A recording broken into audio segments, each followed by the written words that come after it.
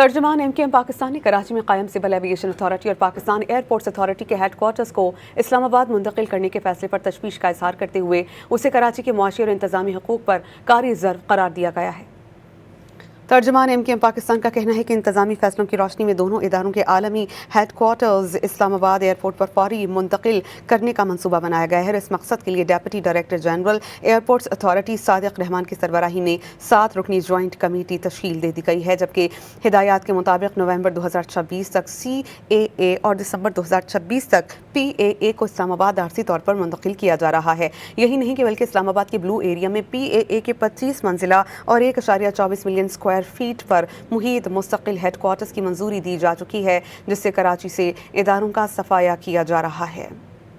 तर्जुमान MKM Pakistan का कहना है कि इंतजामी फैसलों की रोशनी में दोनों इदारों के आलमी हेड क्वार्टर्स इस्लामाबाद एयरपोर्ट पर फौरी मुंतकिल करने का मनसूबा बनाया गया है। इस मकसद के लिए deputy director general airports authority Sadiq Rahman की सरबराही में 7 रुकनी ज्वाइंट कमेटी तश्कील दे दी गई है, जबकि हिदायत के मुताबिक नवंबर 2026 तक CAA और दिसंबर 2026 तक PAA को इस्लामाबाद आरसी तौर पर मुंतकिल किया जा रहा है। यही नहीं कि बल्कि इस्लामाबाद के ब्लू एरिया में PAA के 25 मंजिला और 1.24 मिलियन स्क्वायर फीट पर मुहीत मुस्तकिल हेड क्वार्टर्स की मंजूरी दी जा चुकी है, जिससे कराची से इदारों का सफाया किया जा रहा है।